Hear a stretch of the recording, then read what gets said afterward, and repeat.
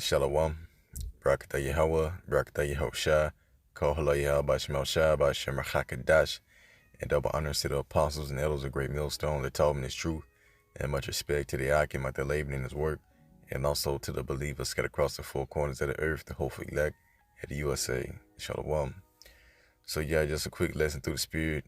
All right, something that was on my mind, and I just want to send this out to the Israelites who are still not grounded, within the doctrine of Great Millstone. All right, you're still swayed to and fro, all right, with these different camps, and you're taking a little bit from there, and you're trying to mix it in with the doctrine, the pure doctrine of Yahweh Shemel Shah, and that's a great offense.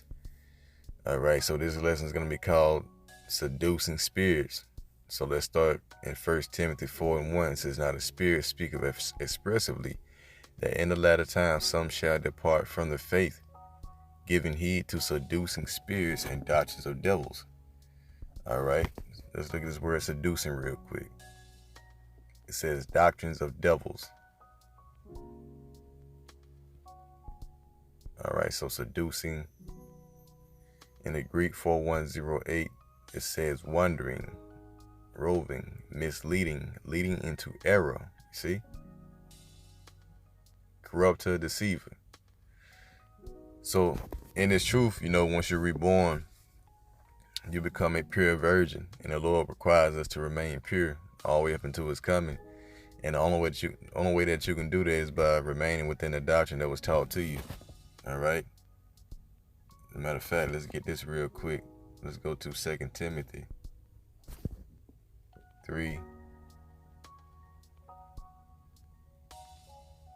and verse 13. It says, "But evil men and seducers shall wax worse and worse, deceiving and being deceived." You see? And anyone that is outside of the counsel and the doctrine of Great Millstone, all these men who have separated themselves, Sakari, all right, WFI, these guys are outside of the temple. It don't matter if they got, 90% of the doctrine right. Okay, if they're off on a little bit, then they're off on the whole thing, meaning that a little leaveneth the whole lump. And so you can be enticed and seduced by these seducing spirits dealing with these different camps. All right. And ultimately, you can take some in, you can bite off a piece of that doctrine, which would be corrupt according to the true doctrine. And then now you're tainted. All right. So that's pretty much what this is going into. You understanding, what is right and what is wrong. Because if you're not submitted and grounded, within the faith, then you can be taken by these seducing spirits. Verse 14 says, "But continue thou in the things which thou hast learned, and it has been assured of, knowing of whom thou hast learned them." All right. So we learn everything that we know from the apostles of Great Millstone. Start from Apostle Tahar on down. All right. And so once you understand who you learn these things from, you're not to depart away from it. All right. So with that being said, you gotta be aware of evil communications. Let's go ahead and get that real quick.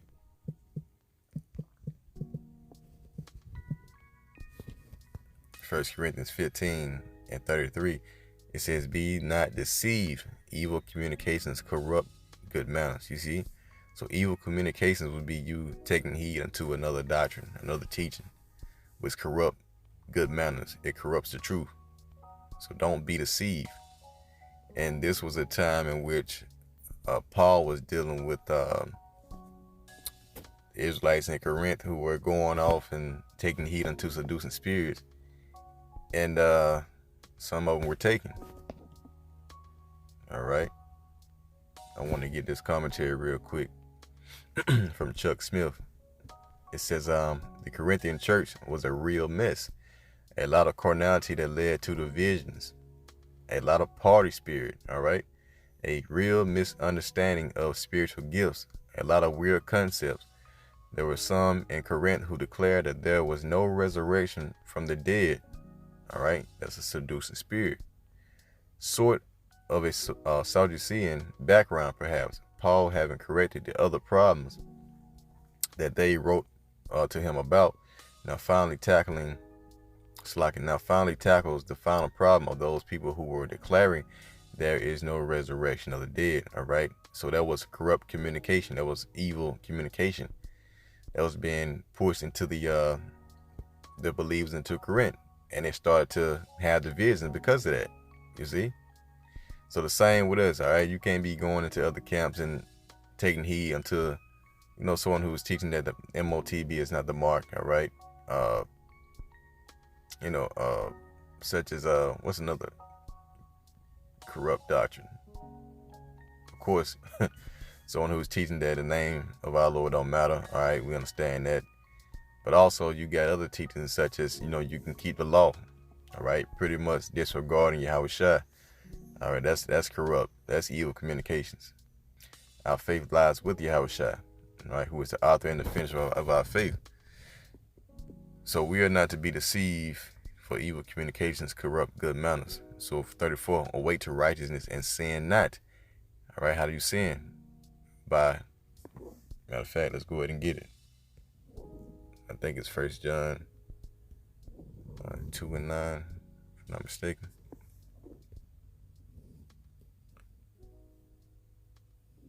Let's see, might be 2 John.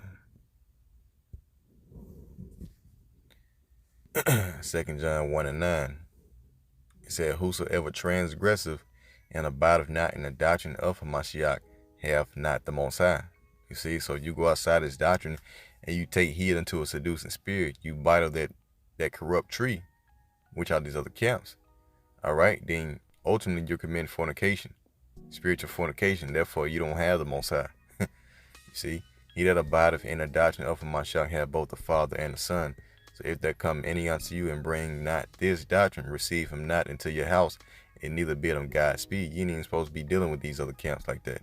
All right, because ultimately, like I said before, they can be correct on 85, 95% of doctrine, but if they got a little leaven, then that whole doctrine is off. And you can bite off that little leaven, and now you're corrupt. Okay? It said, receive him not into your house. Your house is talking about your mind, and neither bid him Godspeed. For he that biddeth him Godspeed is partaker of his evil deeds. You see? Also, Apostle Paul wrote in the book of Galatians. We'll get this and we'll close it out. All right, Galatians 1 and verse 6, he says, I marvel that you are so soon removed from him that called you into a grace of Hamashiach unto another gospel. Because you had a lot of Israelites who Paul was teaching that was, going off, and he had to come back and correct them. I marvel that you are so soon removed from him that called you into the grace of Hamashiach unto another gospel, which is not another, but there be some that trouble you and would pervert the gospel of Hamashiach. All right? But though we or an angel from heaven preach any other gospel unto you than that which we have preached unto you, let him be accursed. Okay? So if any angel comes and teaches something otherwise, other than what has been taught from the men of great millstone, all right, and that man is to be accursed. Okay? So IUIC, WFI, okay, ISUBK, all these other accounts who have leaven in their doctrine, where they are accursed until they come out of that. So don't be a partaker of someone else's evil deeds. Okay? It's good to speak about, keeping your eyes single. All right, keeping your eyes single and on the right path. Because, let's grab this real quick. This truth is lacking into a path and you can get steered off. I think it's Sirach with Ecclesiasticus. Ecclesiasticus 2 and 7. Ye that fear the Lord, wait for his mercy, and go not aside, lest you fall. So what does it mean when it says go not aside? It means to not go off the path. All right, outside of the doctrine, unless you fall. Okay. And aside just means, let's see, aside to one side, out of the way. All right, out of the way of the truth. Okay. So yeah, that's pretty much it, man. I just wanted to put that out there real quick to be aware of seducing spirits and false doctrines. All right, let you fall. And so with that, Lord willing, you will edify until next time I say, Shalom.